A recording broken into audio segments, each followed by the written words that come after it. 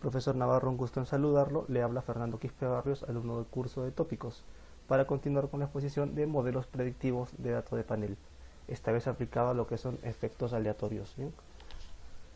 Para tener un panorama amplio, se dice que en estadística un modelo de efectos aleatorios, también conocido como modelo de componentes de la varianza, es una especie de modelo lineal, jerárquico, que también se le conoce como multinivel. Se supone que para este conjunto de datos se analiza una jerarquía de diferentes poblaciones, ¿no? Las cuales pueden tener eh, diferencias respecto a esa jerarquía. Sí, se muestra un pequeño cuadro de varianza porque se hace en este caso alusión a esta, ¿no? A lo que es la desviación estándar al cuadrado, ¿no? Si se muestra la pequeña fórmula. Ahora, para recalcar, volvamos a aterrizar sobre lo que mis compañeros previamente han explicado, los datos de panel, que es, digamos, la base sobre la cual aterriza, ¿no?, todo este capítulo. Para recordar brevemente rápido, un conjunto de datos que recoge observaciones de un fenómeno a lo largo del tiempo.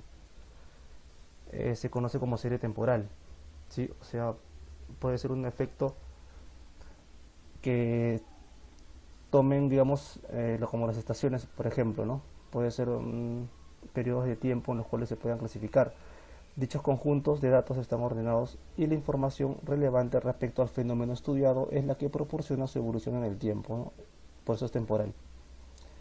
Ahora, también existe lo que es un conjunto transversal.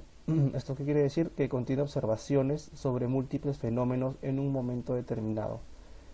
En este caso, el orden de las observaciones es irrelevante.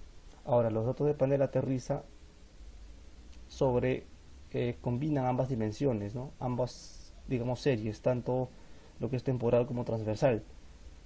Si se requiere también observar el mismo conjunto de unidades en al menos dos momentos de tiempo diferentes, ¿no? A estos datos de panel también se les conoce como datos longitudinales.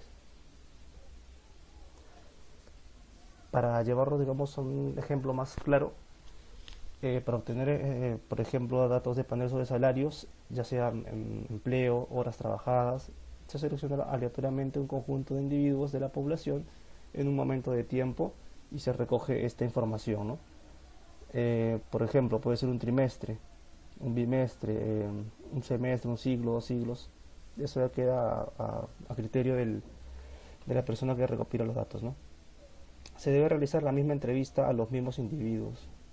Este ejemplo es el típico procedimiento de las encuestas de hogares y permite obtener la información de interés para el mismo grupo de individuos en diferentes periodos. Otro ejemplo típico de datos de panel es el panel de hogares, por ejemplo, de la Unión Europea entre los años 94 y 2001, ¿no? Por ejemplo, casos prácticos que se han realizado. Otro ejemplo puede ser un conjunto de datos macroeconómicos, el PBI, el per cápita, la inflación, de un grupo de países a lo largo de un periodo, por ejemplo, de 10 años, ¿no?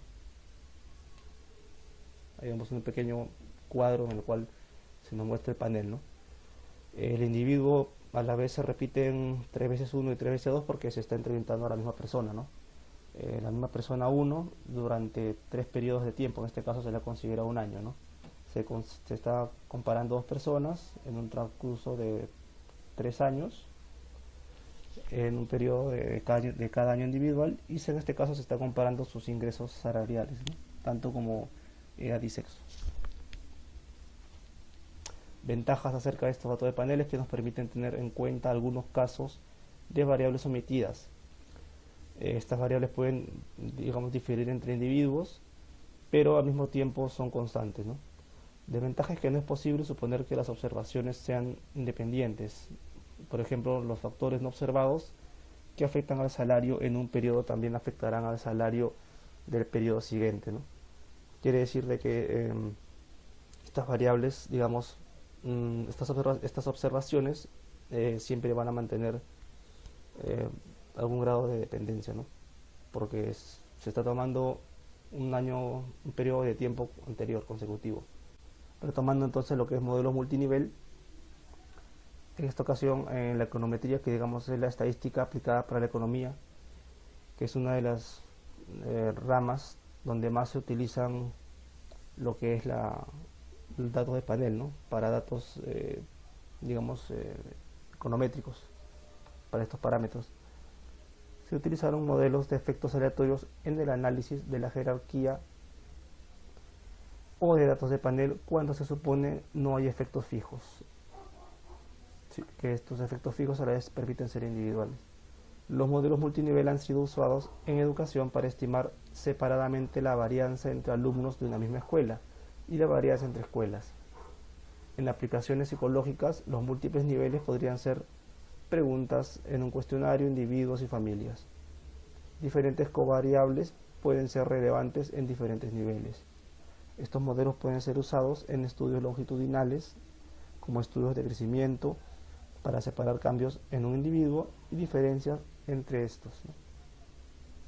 Un efecto de una variable será considerada fijo o aleatorio, dependerá en gran parte de un contexto, o a su vez de los objetivos del estudio. En los modelos multinivel, como unidades, digamos agrupamientos, que definen los niveles, son vistos como efectos aleatorios, de esta forma como se muestran como muestras aleatorias, ¿no? De una población de estas unidades. En este caso, muestras aleatorias vendrían a ser más o menos como para el caso de paneles serían las muestras transversales, ¿no? Es una muestra, un espacio muestral. Sería la dimensión transversal. Pasamos a lo que son modelos dinámicos con datos de panel. Esto parte del supuesto de que las variables alfa sub i son aleatorias y que no están correlacionadas con los regresores. Se supone además que esas variables son independientes e idénticamente distribuidas, al igual que el término de error, aunque las dos distribuciones no tienen que ser las mismas. Se muestra para casos prácticos esta pequeña gráfica que nos muestra simplemente una gráfica de regresión, ¿no? Los puntos dispersos y una línea que tiende positivamente. Los modelos con datos de panel también pueden tener variables retardadas y los retardos pueden aparecer tanto en la variable dependiente como en las independientes, aunque lo más usual es que los retardos aparezcan en la variable dependiente. Un modelo dinámico de datos de panel con un retardo temporal en la variable dependiente tendría la siguiente expresión: y sub 0 igual a beta sub 0 más y sub i u más la sumatoria de, bueno, j igual a 1 hasta acá con beta sub i y x sub u, ¿no? Que es muy similar a la siguiente forma, a la siguiente ecuación de abajo. Para estimar este tipo de modelos suelen utilizarse variables instrumentales buscando sustituir la variable endógena, o sea, la variable que está dentro del modelo. Esta variable endógena sería la retardada, en este caso y sub iu, e incorrelado, o sea, no presenta una correlación con el error. El nuevo modelo a estimar será el siguiente, ¿no? En este caso pueden utilizarse mínimos cuadrados ordinarios para la estimación, pero es difícil encontrar un instrumento adecuado. Existen muchas literaturas sobre la disponibilidad de instrumentos para las variables económicas y de otra naturaleza, más utilizadas en la práctica de los modelos de panel aplicados. Hay que vigilar especialmente los problemas de multicolinealidad y autocorrelación a la hora de estimar este tipo de paneles con variables instrumentales. Una variable y un retardo suyo es lógico que estén correlacionados y que puedan depender linealmente. Tampoco debemos de olvidarnos de los problemas de heterocedasticidad, o sea, la regresión lineal que implica la varianza de los errores no es constante a lo largo de estas observaciones, sobre todo cuando las muestras son muy grandes. Este problema sucede habitualmente en datos micro, ¿no? También existen métodos especiales alternativos para estimar determinados paneles con estructura dinámica. La metodología de Arevalo y Bond aportan soluciones para la estimación de los modelos de datos de panel dinámicos.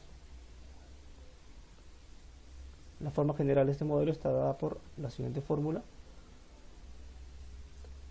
Dice que en la ecuación se supone que tantos a sub i como delta sub i, perdón, epsilon sub i, son realizaciones de procesos estocásticos independientes. Se asume que estas variables a sub i no están correlacionadas con las x, ¿no? El intercepto de mu se incluye para normalizar los efectos aleatorios y que los mismos tengan media igual a 0. Tres métodos muy utilizados para estimar este modelo son: el primero, los mínimos cuadrados generalizados, GLS. Se puede implantar como mínimos cuadrados ordinarios en una ecuación transformada y requieren que se estimen las dos varianzas descritas arriba. Para que tengan propiedad de consistencia se necesita que n por t tienda al infinito.